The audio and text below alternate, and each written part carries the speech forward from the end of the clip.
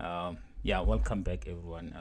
Man, Kaizer Chiefs make some crucial signings ahead of Soweto Derby this week. You know what, man? Before Kaizer Chiefs made these three signings yesterday, I was looking at the Soweto Derby and trying to make prediction and understand which team was going to come up on top. But then it was quite easy because Orlando Pirates are a team in form. They're playing well in Africa.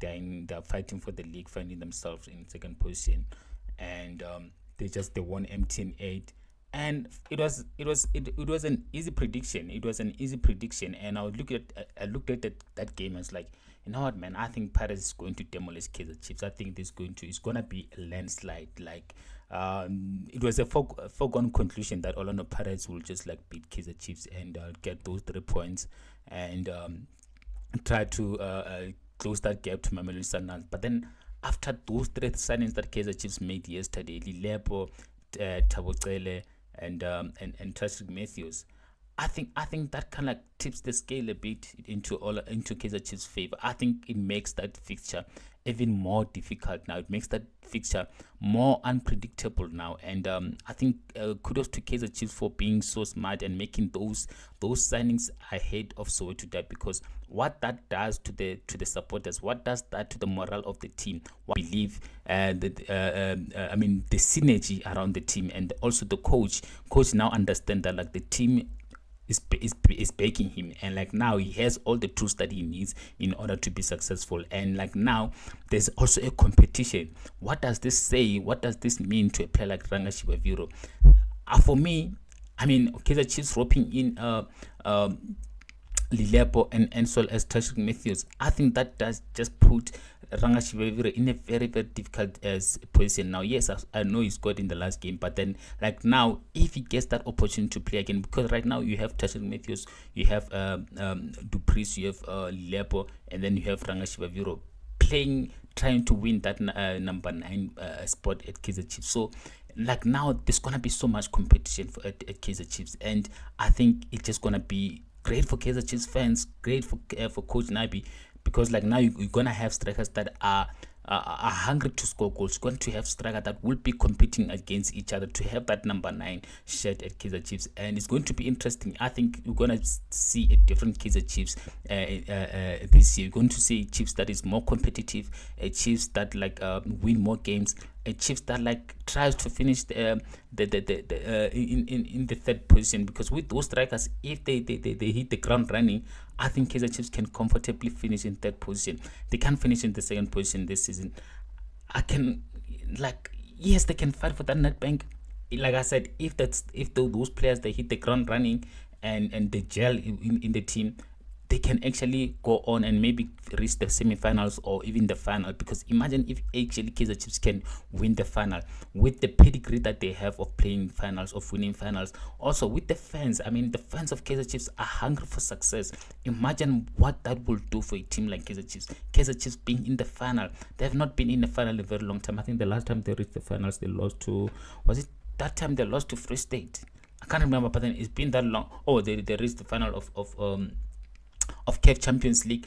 But I'm talking about like local football. They've not reached finals of local football in a very long time. So with those strikers, with those signings, and also because again, let's just take a look at the Kaizer Chiefs team. They have depth for days. I made a video in the beginning of the season comparing Kaizer Chiefs team with Mamelodi Sundowns and Orlando Pirates, and in all those while comparing those squads, man, the Kaizer Chiefs squads were really not competitive with Orlando Pirates and as well as Mamelodi Sundowns. But right now you have the depth. You have Maccabi Lilepo, who will bring so much experience. You have Ashley Dupreez, who's been there, done it. Yes, he's not as deadly as he is, but then like now the coach doesn't need to play Ashley Dupreez as a number 9. He can play him in left wing or right wing. So because Ashley Dupreez has so much pace, and I think he can offer Kaizer Chiefs so much when played on the wing. And also you bring more depth and more competition to player like Mdudu Shabalala, Mfundo Vilagazi, as well as Modi and Duba. You'll bring more competition to those players. And right now you have also Tashrik Morris, who wants to make an impact at Kaizer Chiefs, because if you're being honest, he has not had that style of a career, and also he's not that deadly. But then right now he plays for a team that, like Kaizer Chiefs, a big team, a team that will create chances, a team that, like, in most games will dominate position. So he will have much more chances to score goals than he had at SuperSport United, at Cape Town City, and at is it Sekhukhune. So the service is going to be there. So like now, it's up to him if he finishes those chances. The players like Mfune Villegas, Dudu Shawala, they're gonna create chances. And also I hope that, like, whatever that is going on with Gaston Sireno, it gets resolved at Kaizer Chiefs, because having a player like Gaston Sireno, I mean, just take a look at that midfield for Kaizer Chiefs. Take a look at that midfield. That's so much improvement. Like Gaston Sireno, you also add Dupreez in that midfield. You add Gaston Sireno, Dudu Shabalala, Mfuru Villagasi, Edson Castillo, because for me, I feel like Edson Castillo can be more deadly or more impactful for Kaizer Chiefs if played in that 10 position. Yes, I know they have players like Mfuno Villegas, who's desperate to make a name for himself, who can also offer so much in that 10 position for Kaizer Chiefs. But then again, this is not the season for Mfuno Villegas. I feel like the season where Mfuno Villegas should be like starting games like consistently is next season. This season, maybe it's a season too early for him.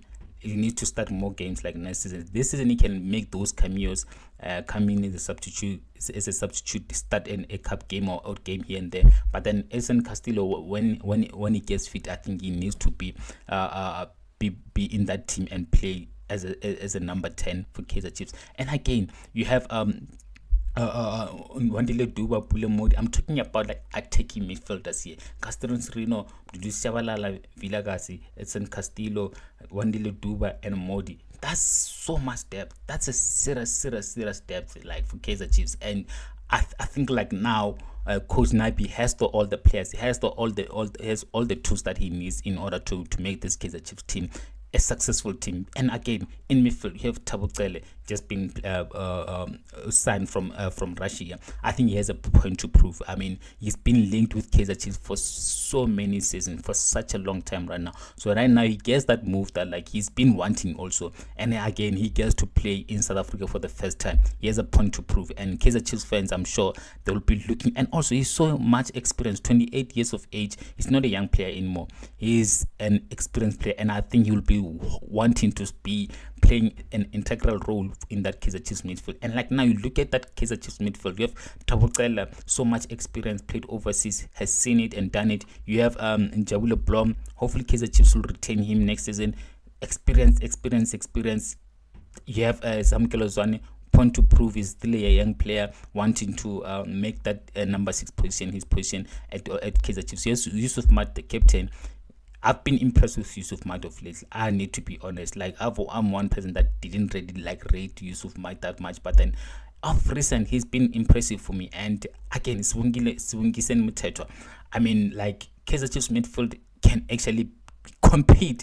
They can actually compete. Like now, I mean, when you actually take into consideration the quality and also the other teams midfield, yes, maybe not quite there with Mamelodi Sundowns, but then I think they can give Orlando Pirates a run for their money, because Orlando Pirates, they're reliant on Mutetwa and I'm not Makaule and but yes, they're very good. They've taken CAF Champions League by the storm. But then I think this Kaizer Chiefs team, with the right mindset and with the right coach which they have in Coach Nabi, I think they can actually they can compete. I think next season is the season where Kaizer Chiefs will be trying to finish second position. Maybe, but they can fit, but I can't see them winning the league just yet. Honestly, I can't see. But then I think they can compete for that second position, and also just like make the second or third position, or maybe even like compete in CAF Champions League without without risking players being injured or players getting fatigued or losing the league form, because they have so much depth. And again, you go to their defense.